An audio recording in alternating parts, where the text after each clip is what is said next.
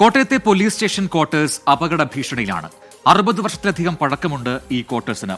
നിരവധി പോലീസ് കുടുംബങ്ങളാണ് ഈ കെട്ടിടത്തിൽ കഴിയുന്നത്. ഈ ക്വാർട്ടേഴ്സിനേക്കാൾ പഴക്കമുണ്ട് ചുറ്റും നിൽക്കുന്ന കൂറ്റൻ മരങ്ങൾക്ക്. മരങ്ങൾ വീണതിനോടകം തന്നെ പല വീടുകളും തകർന്നു കിടക്കുകയാണ്. പോലീസ് ഉദ്യോഗസ്ഥരുടെ കുടുംബങ്ങൾ പരാതി നൽകിയിട്ടും പൊതുമരാമത്ത് വകുപ്പോ അധികാരികളോ നടപടി സ്വീകരിക്കുന്നില്ല എന്നാണ് ആക്ഷേപം.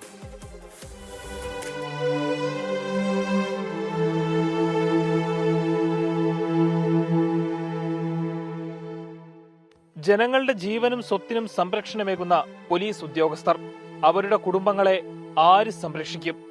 കോട്ടയം വെസ്റ്റ് പോലീസ് സ്റ്റേഷൻ ക്വാർട്ടേഴ്സിൽ താമസിക്കുന്നവർ അറിയാതെ ഇങ്ങനെ ചോദിച്ചു പോകുന്നു. വർഷങ്ങളായി അപകട ഭീഷണി ഉയർത്തുന്ന വലിയ മരങ്ങൾ, മെയിന്റനൻസ് നടത്താത്ത കെട്ടിടങ്ങൾ, നടപടിയെടുക്കാതെ അധികാരികൾ.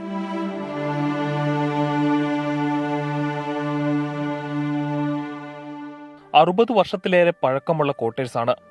അതിലും പഴക്കമുണ്ട് ചുറ്റിനും നിൽക്കുന്ന പല മരങ്ങൾക്കും. 45-ലേറെ ക്വാർട്ടേഴ്സുകളുണ്ട്. പേടിച്ചിട്ട് പലരും ക്വാർട്ടേഴ്സുകൾ ഉപേക്ഷിച്ചു പോയി. താമസത്തിനിപ്പോൾ 30 കുടുംബങ്ങൾ. ഞങ്ങളിപ്പോൾ ഇവിടെ വന്നിട്ടേ 4.5 വർഷമായത്. അപ്പോൾ എല്ലാ വർഷവും മെയിൻ്റനൻസ് ഉണ്ടായിരുന്നു എന്ന് ഇവിടെ ഉള്ളവരൊക്കെ നേരത്തെ പറഞ്ഞിട്ടുള്ള അറിവേ എനിക്കുള്ളൂ. പക്ഷെ ഞങ്ങൾ വന്നതിന് ശേഷം ഇവിടെ ഇതുവരെ ഒരു വർഷം ഒരു മെയിൻ്റനൻസ് പണിയും നമുക്ക് നടത്തിയിട്ടില്ല. ഏറ്റവും കൂടുതൽ ഞങ്ങൾക്ക് ഇവിടെ എപ്പോഴും പ്രശ്നം വരുന്നത് ഈ മാൻഹോൾ വിഷയം, സെപ്റ്റി ടാങ്ക് വിഷയം, മാൻഹോൾ വിഷയം, ബ്ലോക്ക് ആവല്, അങ്ങനെ ഭയങ്കര ഇത് വരുമ്പോൾ പിന്നെ അതിൻ്റെയൊക്കെ ഒരു വിഷയം ആയതുകൊണ്ട് ഞങ്ങൾ തന്നെ ക്യാഷ് കൊടുത്ത് അത് റെഡിയാക്കുന്ന ഒരു അവസ്ഥയിലുമായിരുന്നു. എല്ലാവരെയും പ്രൊട്ടക്ട് ചെയ്യാൻ നടക്കുന്നവരാണ് പോലീസുകാർ. ഏത് പാതിരാത്രി അവർ ഡ്യൂട്ടിക്കും കാര്യങ്ങൾക്കും എല്ലാം പൊയ്ക്കൊണ്ടിരിക്കുന്നത് ആ പോലീസുകാർ. അവര് ജീവിക്കുന്ന ഒരു ചുറ്റുപാടെന്ന് പറയുന്നത് ഇത്. അവരുടെ ഫാമിലിക്കുള്ള പ്രൊട്ടക്ഷൻ ഇങ്ങനെയാണ് നമുക്ക് കിട്ടുന്നത്. കളക്ടറേറ്റിനടുത്താണ് വെസ്റ്റ് പോലീസ് സ്റ്റേഷൻ ക്വാർട്ടേഴ്സ്. കാലങ്ങളായി ഇവിടെ താമസിക്കുന്നവർക്ക് ഇവിടം വിട്ടുപോകാനും മനസ്സു വരുന്നില്ല.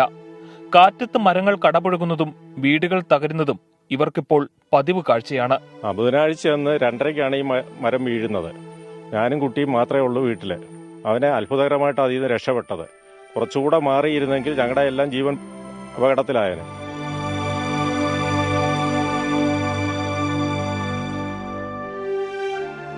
ക്വാർട്ടേഴ്സിലേക്കുള്ള വഴികളുടെ അവസ്ഥയും ദുരിതത്തിലാണ്. ടാർ ഇട്ടിട്ടില്ല എന്നത് മാത്രമല്ല, ഒരു മഴ പെയ്താൽ റോഡുകൾ മുഴുവൻ കുഴികളാകും. ഓരോ മഴ കഴിയുമ്പോഴും വഴി മുഴുവൻ കുഴിയായിട്ട് ഇരിക്കുക.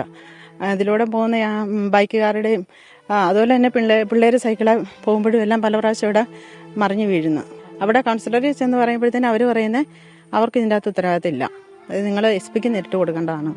ഇവിടെ പോലീസ് ഡിപ്പാർട്ട്മെന്റ് പറയുമ്പം അവർക്കും അവിടെ നിന്നും ഒന്നും അറിയത്തില്ല. അധികാരികളുടെ അനുമതിയില്ലാതെ താമസക്കാർക്ക് നേരിട്ട് മരങ്ങൾ മുറിക്കാൻ സാധിക്കില്ല. ഉത്തരവാദിത്തപ്പെട്ടവരാകട്ടെ ഇവരുടെ നിസ്സഹായാവസ്ഥ കാണുന്നതുമില്ല. തലനാരിഴയ്ക്കാണ് മുറ്റത്ത് നിന്ന സ്കൂൾ കുട്ടി കടപുഴകി വീണ മരത്തിന്റെ അടിയിൽ പെടാതെ രക്ഷപ്പെട്ടത്. പേടിയൊക്കെ ഉണ്ട്. ഇവിടെ വലിയ കാറ്റൊക്കെ അടിക്കും, ഈ കൊമ്പൊക്കെ ഒടിഞ്ഞു വീഴുമെന്നൊക്കെ. ഇവിടെ അന്നൊരു വലിയ മഴയും കാറ്റൊക്കെ വന്നപ്പോൾ ഇവിടുന്ന് ചില്ലയൊക്കെ ഒടിഞ്ഞ് താഴോട്ട് വീണ് വീട്ടിന്റെ മണ്ടയിലോട്ടൊക്കെ വീണായിരുന്നു. എന്റെ പണ്ടത്തെ ഒരു ക്വാർട്ടേഴ്സിനാണ് ഞാൻ താമസിച്ചത്. അവിടെ മൊത്തം വെള്ളമൊക്കെ അടിച്ചേർത്ത് ഞങ്ങൾ വേറെ ക്വാർട്ടേഴ്സിലോട്ട് മാറിയതാണ്. പല ക്വാർട്ടേഴ്സുകളിലും ശുചിമുറികൾ പോലും പ്രവർത്തിക്കുന്നില്ല. അതിനു പുറമെ കീരി, ഉടുമ്പ്, പാമ്പ് തുടങ്ങിയവയുടെ ശല്യവും. കണക്കിന് പരാതികൾ നൽകിയിട്ടുണ്ട്. പരിഹാരം ഉറപ്പാണെങ്കിൽ ഇനിയും നൽകാൻ തയ്യാർ. ആകാശമൊന്ന് മൂടിക്കെട്ടിയാൽ ചുറ്റിനും നിൽക്കുന്ന മരങ്ങളെപ്പോലും പേടിക്കേണ്ട അവസ്ഥയാണ് കോട്ടയത്തെ ഈ പോലീസുകാരുടെ കുടുംബങ്ങൾക്ക്. പാമ്പും കീരിയുമടക്കം വിഷജന്തുക്കൾ, അതിനു പുറമെ മാൻഹോൾ പ്രശ്നം. പോലീസുകാരും ജനസേവകർ തന്നെയാണ്.